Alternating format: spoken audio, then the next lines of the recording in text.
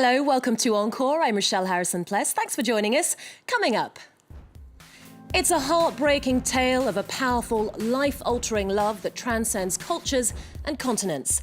Best-selling author Rebecca Walker's debut novel, A Day, A Love Story, explores romance versus reality. Rebecca joins me in the studio today as her book is released here in France.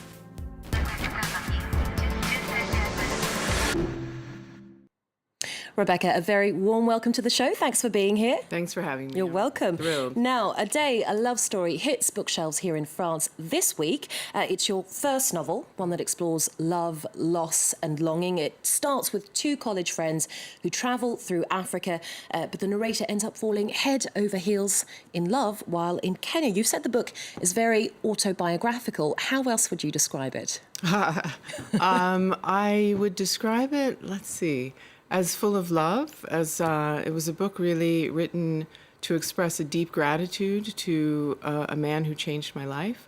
I think it's very, I like to think it's very poetic. It's a very short book, unlike my other books, which have been much longer.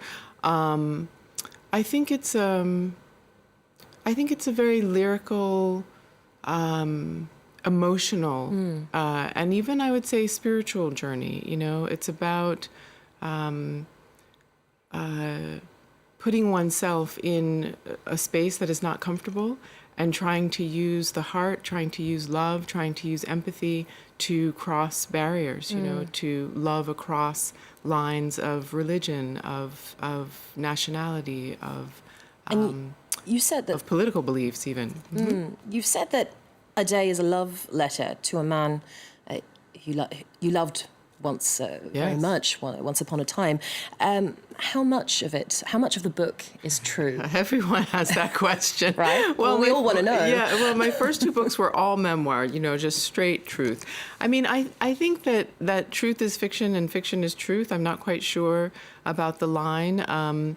When we start to think about what has happened, we're always engaging our imagination when we're remembering. So I can't say for certain what is true and what is fiction. There's no real hard line. Interesting. For me, it's all emotionally very, very true. And clearly all of the actual things in the book, the plot points, things that happen, for the most part, happened. Oh, okay. You know. Well, you wrote the book as a sort of gift to your lost love. Did you? I was thinking this the whole time I was reading it. Did you ever reach out to A Day or Yes. After the book was published? Yes, I actually saw him right afterwards in Berlin. Wow. He's now living in Germany and you know, married a woman in Germany after we were together. And we saw each other for the first time and it was wonderful. Gosh. It was what was the most gratifying for me was to see that the man I remembered as so decent and so loving and so kind and so accepting of who I was is the same. You know, I hadn't romanticized him. I hadn't dreamed him up. That he was the same sensitive, focused, supporter of his family and his community and just salt of the earth human being. Do you know what I mean? And so that was very reassuring somehow in this day and age of so much confusion, to know that he was as I remembered, you know. Wow. And we had a lovely reconnection. Yeah. Oh, okay. Well, that's good to hear. Would you do the honours and read a short passage I'd be happy to. From the book? Yes. A few weeks later, A Day told me I needed a new name. You need an Arabic name, he said, looking at me carefully across an old backgammon board we discovered in a corner of the guest house. We were sitting at a table on the rooftop in the heat, a few dozen feet outside the door to my little room. The call to prayer was a low whine straining through the sticky, hot damp of impending rain. I looked at him, slid a worn brown circle across the elongated triangles on the board, and laughed into his eyes. Really? I said. Well, thank you for that. So Yes. I want to talk about some of your other work now, in particular your memoir, Black, White and Jewish. explored identity and self-discovery. Would you say that those themes rather, continue with this book, A Day? Oh, absolutely. I think my whole life in some ways has been shaped by the kind of cultural border crossing, code switching that I've done my whole life. So I grew up as a child of the civil rights movement in America. My mother still is, an African-American activist and writer devoted to Alice civil Walker, rights, yes. of course. And my father is a Jewish civil rights attorney who did much work in Mississippi, actually where I was born, desegregating schools, making sure that black people had basic municipal support in their communities. Wonderful attorney.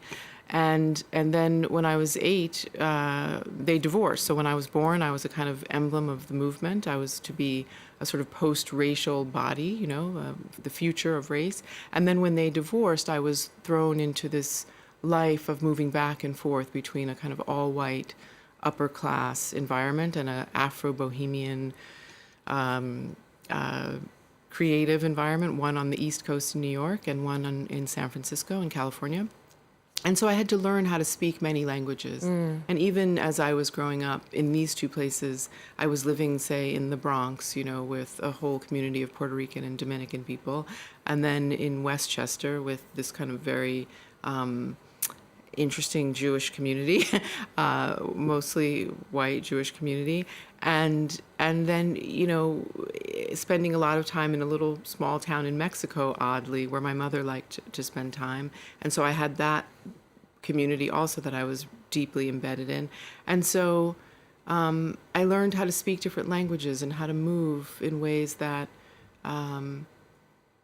were suitable for the moment. And so for a long time, I felt I was always performing an identity. And then as I matured and kind of came to this deeper realization that, in fact, I was able to be the being behind all of the performance, all of the identities. And that really freed me to move through the world as a global citizen, really. And I think that's something that this book is really touching on, is like how do we move into new spaces? A Day, obviously, is a book that reckons with the limitations of that on some level I thought I could actually go and live in this very small, on this small island with no electricity and in a devout Muslim community where I was veiled. And I thought I could make that leap, because I had made so many cultural leaps in my life. In your life. And yet, this was a kind of teaching in the limitations of that kind of fluidity, that I actually couldn't let go of everything, that I couldn't go that far in many ways. Oh, the book is actually set to be turned into a film, if I'm correct. And legendary pop diva Madonna was a huge fan of A Day, and she's attached to direct the film. Yes. What more can you tell us at this stage? What more can I tell you? Well, I can tell you that Hollywood is a very bizarre place where things take a very long time to happen. I can say that Madonna has been a wonderful supporter of the book. We had, in the very beginning, I was, obviously thrilled that she loved it, but, unsure about what would happen if she worked on it. And we had a fantastic meeting that was fascinating. And I felt that she really understood, the kind of devotional aspect of the book, and her aesthetic, I think, would bring a lot to it. So right now, it's still in development, as so many things are in Hollywood, but I'm confident that it's going to be coming at some point soon. Okay, well, we look forward to seeing it when it hits the big screen. Yeah. Just quickly now, these are some turbulent times in the US. We're seeing the Black Lives Matter movement. We're seeing a presidential election around the corner, the Republican candidate, caught on tape boasting about sexually assaulting women. You've written and spoken about blackness. You've written and spoken about feminism. How does it feel to see these kinds of things make headlines in 2016? Horrifying. I mean, I think it is one of the most disturbing moments of my life.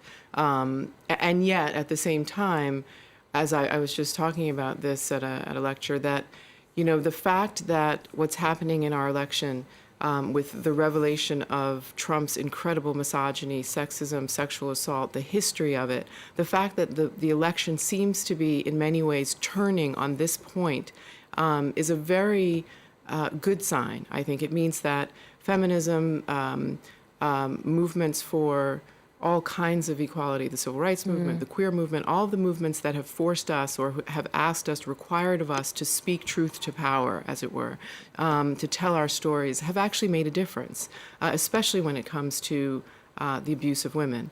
And so you see much support for Trump falling away in light of what has been revealed. And to me, that is a good sign. Otherwise, it's a very bleak situation. The fact that we have such an accomplished candidate having to actually share space with someone who clearly does not have a grasp on what is necessary to run our country is very disturbing. Indeed. Unfortunately, we have to leave it there. We do like to ask our guests, though, to talk about a piece of art or cultural event that's on their radar. Rebecca, you've chosen a new exhibition at the Musée du Quai Branly here in Paris. It's called The Colour Line.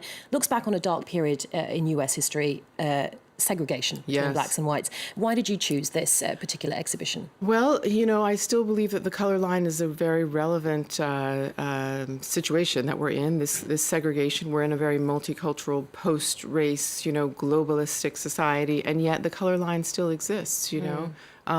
There's so much that is being waged against people of color all over the world. And I think it's important that we remember the history of that, and so we can actually try to be more aware of the choices that we make every day. Okay. You know? Well, we'll leave you with a clip of that exhibition, The Colour Line, at the Musée du Quai Branly here in Paris. Rebecca Walker, thank you so much for being here. If only we had more time to chat. A reminder to those watching at home that Rebecca Walker's book, A Day, A Love Story, is released here in France this week under the title Géographie de nos amours. For more arts and culture news, check out our website and connect with us on social media. Stay with us. There's lots more coming up on France 24 after this.